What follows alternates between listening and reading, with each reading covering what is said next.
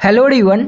स्वागत है आप सबका learning with Gautam YouTube channel में। तो आज के इस वीडियो में हम करने वाले हैं क्लास 12th म्यूजिक के यानी कि संगीत के most important subjective question answer को, यानी कि मोस्ट इंपॉर्टेंट संगीत के लघु उत्तरीय प्रश्न उत्तर को आज के इस वीडियो में करने वाले हैं। वीडियो आप लोगों के लिए काफी ज्यादा इंपॉर्टेंट रहने वाला है, तो आप लोग वीडियो को अच्छे से ध्यानपूर्वक और लास्ट तक जरूर देखिएगा। तो चलिए शुरू कर लेते हैं पहले क्वेश्चन से।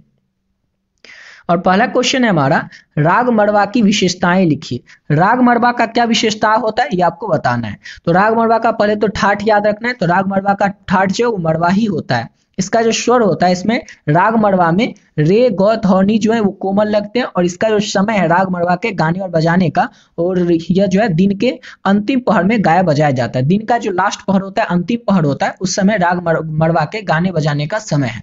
और इसमें जो स्वर होते हैं, स्वर संगीति, इसके आरोह और अवरोह में विशेष ध्यान दिया जाता है। और इसका जो भाव होता है यह राग चिंता और उदासी का भाव उत्पन्न करता है। तो ये 5 पॉइंट आपको बताएं, और 5 पॉइंट बताने का कारण ये है, ये क्वेश्चन आप लोग से दीर्घ उत्तरीय में भी पूछा जा सकता है कि राग मड़वा का विशेषताएं लिखिए। ये क्वेश्चन आपसे दीर्घ उत्तरीय में अगर पूछा जाए तो ये 5 पॉइंट आपको लिखना है। लेकिन अगर ये क्वेश्चन आप लोगों से लघु उत्तरीय में पूछा जाएगा, जो कि 2 नंबर में पूछा जाता है लघु उत्तरीय, तो आपको केवल 3 ही पॉइंट लिखना है। ज्यादा से ज्यादा 2 भी लिख सकते हैं, लेकिन 3 पॉइंट लिखिएगा तो और अच्छा रहेगा। तो पहला तो याद रखिएगा, जो कि आपको याद हो ही गया होगा, कि मड़वा का ठाठ क्या होगा, तो मड़वा भी होगा। इसका अगर आपको से स्वर याद नहीं रहे तो आप इसका समय याद लिख लीजिएगा कि यह राग जो है दिन के अंतिम पहर में गाया बजाया जाता है। ये भी आपको याद हो गया। और तीसरा पॉइंट आपको याद रखना है कि राग मड़वा जो है ये चिंता और उदासी का भाव उत्पन्न करता है। समझ गए ना, कि राग मड़वा जो है ये चिंता और उदासी का भाव उत्पन्न करता है। तो 3 पॉइंट तो आपको याद हो ही गया होगा। और 2 पॉइंट जो ये बच गया, इसको भी अगर याद रख लेते हैं, अगर ये दीर्घ उत्तरीय में पूछा जाएगा तो आपके 5 नंबर पक्के हो जाएंगे। लेकिन लघु उत्तरीय में फिक्स है कि पूछा जाएगा, इंपॉर्टेंट क्वेश्चन है, तो अच्छे से याद रखिएगा। ऑब्जेक्टिव में आपसे पूछा जा सकता है कि राग जो है मड़वा है, इसका ठाठ क्या होता है। ऑप्शन में 4 रहेगा तो आपको चूज करना रहेगा, तो आप मड़वा चूज करेंगे कि मड़वा का ठाठ मड़वा भी होता है। आपसे ऑब्जेक्टिव में पूछा जा सकता है कि कौन सा राग चिंता और उदासी का भाव उत्पन्न करता है, तो याद रखिएगा राग मड़वा जो है ये चिंता और उदासी का भाव उत्पन्न करता है। समझ गए। इस तरह से आप लोग को इसको याद रखना है। ये क्वेश्चन इंपॉर्टेंट है, आपसे ऑब्जेक्टिव में भी पूछा जाएगा, लघु उत्तरीय में पूछा जाएगा, और अगर हो सके तो ये दीर्घ उत्तरीय में भी पूछा जा सकता है। किसी भी तरीके से आपसे पूछा जाए तो आपको बस इतना याद रखना है, आपके 5 नंबर हो जाएंगे पक्के। अगला क्वेश्चन है, अब राग भैरवी का विशेषता बताना है कि राग भैरवी जो है इसका विशेषता क्या है। तो राग भैरवी जो है इसका ठाठ बिलावल होता है, और ये आपसे दीर्घ उत्तरीय में बहुत ही कम चांस है कि ये क्वेश्चन पूछा जाएगा। मड़वा पूछा जा सकता है, भैरवी हमेशा लघु उत्तरीय में ही पूछा जाता है, यानी कि 2 नंबर में ही पूछा जाता है। तो राग भैरवी का जो ठाठ होता है वो बिलावल होता है। इसका जो स्वर होता है, राग भैरवी के सारे स्वर जो है शुद्ध होते हैं, लेकिन इसमें कोमल ध और कोमल नी का प्रयोग होता है। इसका जो समय है गाने और बजाने का, यह राग जो है प्रातः काल में सुबह 4 बजे से करके 7 बजे के बीच में इस राग को गाया बजाया जाता है, राग भैरवी को। और इसका भाव क्या है, तो यह राग भक्ति और शांति का अनुभव कराता है। यह राग जो है राग भैरवी, यह किस चीज का अनुभव कराता है, तो भक्ति और शांति का अनुभव कराता है राग भैरवी। आपसे एग्जाम में ऑब्जेक्टिव क्वेश्चन पूछा ही जाएगा, जो कि इंपॉर्टेंट है ही, कि कौन सा राग जो है वो भक्ति और शांति का अनुभव कराता है, या किस राग को सुनते ही हमें भक्ति और शांति का अनुभव होने लगता है, तो राग भैरवी को सुनते ही। ऑब्जेक्टिव के लिए इस तरह से याद रखिएगा। और लघु उत्तरीय में पूछा जाए तो आप लोगों को ज्यादा से ज्यादा 3 पॉइंट या 4 पॉइंट भी चाहें तो इस तरह से लिख सकते हैं, जो कि याद हो ही गया ना। राग भैरवी का ठाठ क्या होता है, याद हो गया, बिलावल। याद अभी तो हो गया, लेकिन बाद में आप भूला जाएगा, इसलिए आपको क्या करना है, बार बार रिविजन करते रहना है। तो राग भैरवी का ठाठ बिलावल याद हो गया। उसके बाद इसके जो सारे स्वर होते हैं वो शुद्ध लगते हैं, ये भी याद हो गया। अगर ये पॉइंट अगला नहीं भी याद रखे तो कोई बात नहीं, छोड़ दीजिएगा, 2 पॉइंट तो हो ही ना गया। और तीसरा पॉइंट क्या हो गया, इसके गाने और बजाने का समय, जो कि प्रातः काल का, सुबह का है। और चौथा पॉइंट हो गया कि भक्ति और शांति का अनुभव में कराता है राग भैरवी। समझ गए ना। 4 पॉइंट को लिखना, और पॉइंट वाइज आपको एग्जाम में उत्तर लिखना है। ऐसा नहीं कि यहाँ पर लिख दिए ठाठ बिलावल, फिर यही इसी के आगे लिख दिए स्वर शुद्ध होते हैं, और इसी के आगे लिख दिए इसका सुबह में गाया जाता है। इस तरह से नहीं, पॉइंट वाइज आपको लिखना है। समझ गए। अब अगला क्वेश्चन है हमारा कि तल और लय, इसमें अंतर बताइए। तो तल और लय में क्या अंतर है, तो तल जो है ये संगीत की लयबद्ध संरचना है, जिसमें समय की इकाई निर्धारित होती है। उदाहरण के लिए यहाँ पर तल नहीं ताल होगा।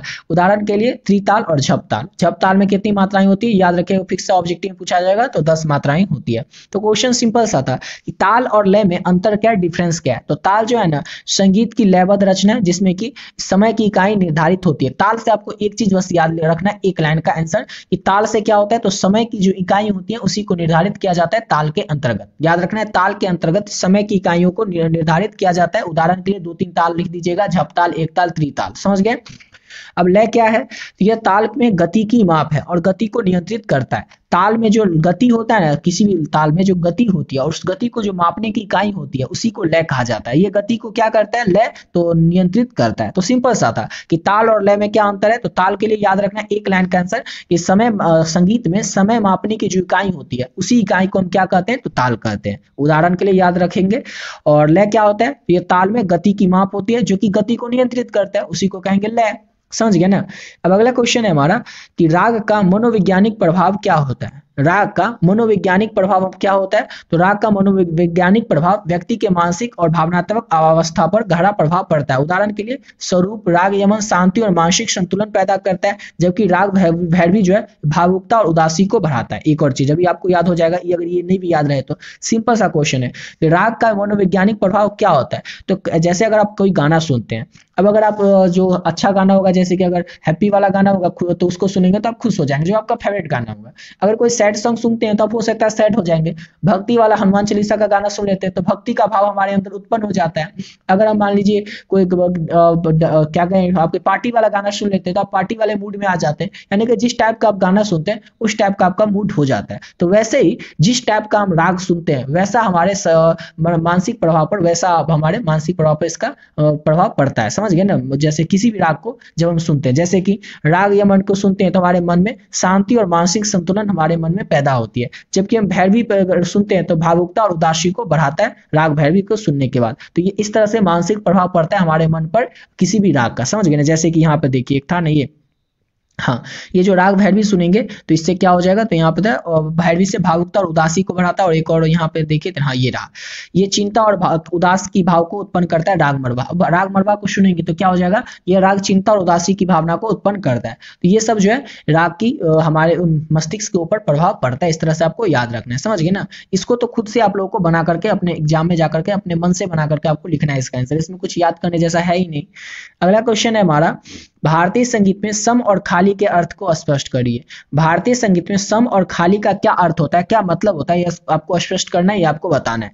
तो सम जो है ये ताल का पहला और महत्वपूर्ण समय होता है, इसे मुलायम या समान भी कहते हैं।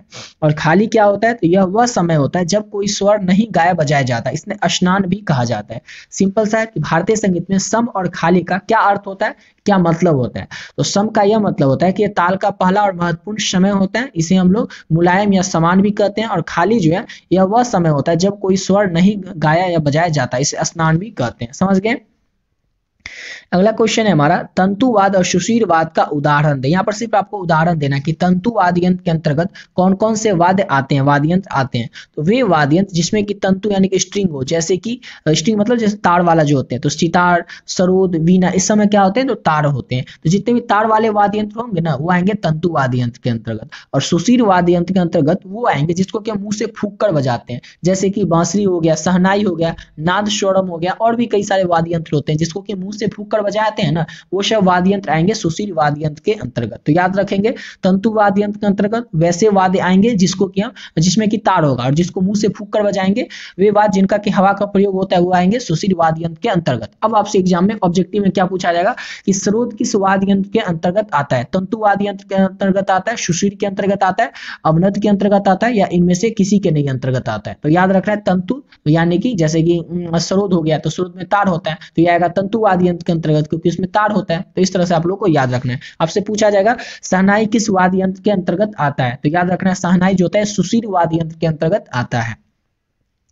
अगला क्वेश्चन है हमारा, और अगला क्वेश्चन करने से पहले आपको बताना चाहेंगे कि अभी तक आप लोग म्यूजिक के इंपॉर्टेंट गेस्ट क्वेश्चन का पीडीएफ नहीं लिए तो आप लोग किस तरह से ले सकते हैं। ऑलरेडी आप लोगों को पिछले वीडियो में सारे वीडियो में आपको बता चुके हैं और बहुत सारे बच्चे पहले से इस पीडीएफ को ले चुके हैं। तो जो भी बच्चे पहले से इस पीडीएफ को ले लिए वे लोग क्या कीजिएगा, वीडियो को थोड़ा स्किप करके अगले क्वेश्चन से आप लोग क्वेश्चन नंबर 7 से देख लीजिएगा। जो लोग बचे हुए हैं अभी तक इस पीडीएफ को नहीं लिए उनको बता दें कि आप लोग को ये पीडीएफ कैसे मिलेगा और इसमें आपको क्या क्या मिलेगा।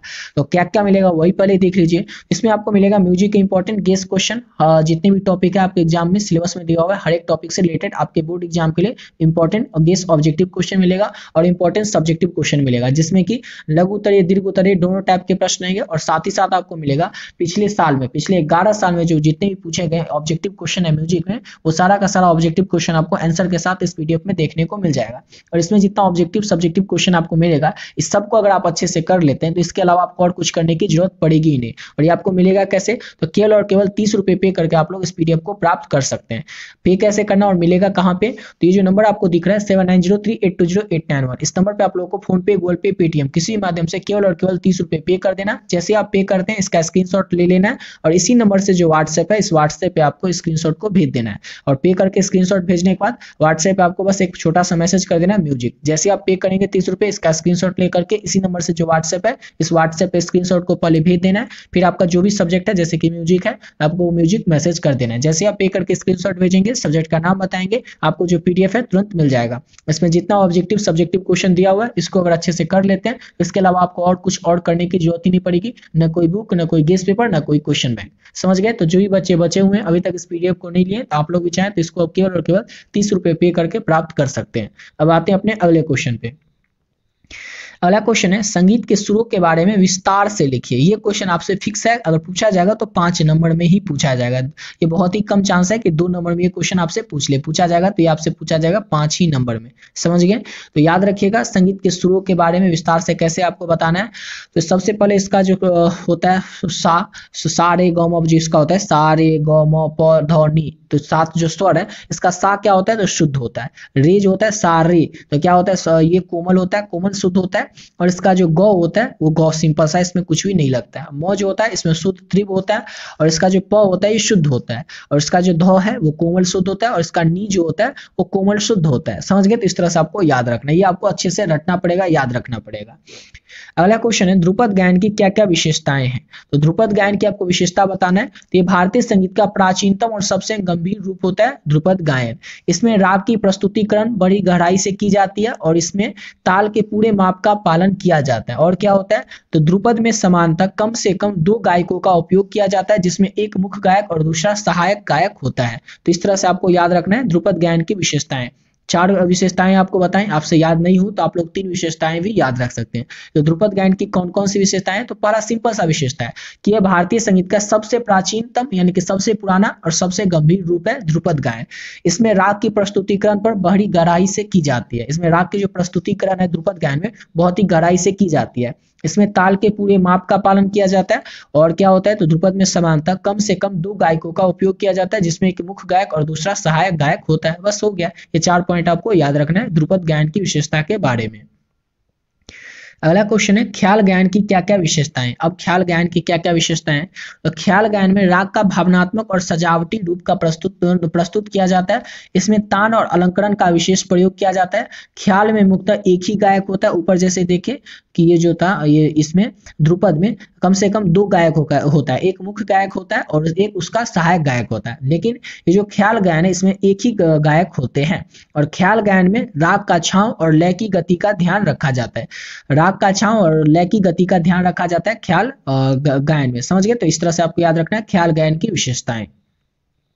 अगला क्वेश्चन है संगीत रत्नाकर के लेखक कौन थे और इसके महत्व के बारे में आप बताइए। ये क्वेश्चन बहुत ही ज्यादा चांस है कि आप लोगों से दीर्घ उत्तरीय में पूछा जाएगा। लघु उत्तरीय में बहुत ही कम संभावना है कि ये क्वेश्चन आपसे लघु उत्तरीय में पूछा जाएगा। बहुत ही ज्यादा चांस है कि आपसे 5 नंबर में ही पूछा जाएगा। तो जब आपको दीर्घ उत्तरीय प्रश्न उत्तर बताएंगे उस समय आपको और डिटेल में बता देंगे। अभी आपको सिर्फ लघु उत्तरीय के लिए थोड़ा सा समझ लेना है कि संगीत रत्नाकर क्या है। तो ऑब्जेक्टिव क्वेश्चन के लिए तो आपको अच्छे से याद ही रखना है कि संगीत रत्नाकर के लेखक कौन है, तो शारंगदेव। ये तो समझ गए कि संगीत रत्नाकर के लेखक कौन थे, तो शारंगदेव। अब इसके महत्व के बारे में आपको बताना है। तो महत्व क्या है, तो संगीत रत्नाकर जो है भारतीय संगीत का एक महत्वपूर्ण ग्रंथ है। इसमें संगीत के सिद्धांतों, राग, ताल के बारे में विस्तार से जानकारी दी गई है। यह ग्रंथ जो है शास्त्रीय संगीत के अध्ययन के लिए महत्वपूर्ण स्रोत है। ये जो संगीत रत्नाकर ग्रंथ है ये किस चीज के बारे में अध्ययन का एक महत्वपूर्ण स्रोत है, तो शास्त्रीय संगीत के अध्ययन करने के लिए, शास्त्रीय संगीत की पढ़ाई करने के लिए सबसे महत्वपूर्ण स्रोत है, जिसके की लेखक है शारंगदेव संगीत रत्नाकर के। इस तरह से आप लोग इसके महत्व को भी याद रखिएगा। सिंपल सा था कि संगीत रत्नाकर के लेखक कौन है और उसके क्या महत्व है। तो ये जो है संगीत रत्नाकर के लेखक पता है, ये शारंगदेव। और संगीत भारतीय संगीत का सबसे महत्वपूर्ण ग्रंथ है ये संगीत रत्नाकर। और इसमें क्या है, तो संगीत के सिद्धांत और राग ताल के बारे में विस्तार से जानकारी दी गई है। यह ग्रंथ जो है शास्त्रीय संगीत के अध्ययन के लिए एक महत्वपूर्ण स्रोत है।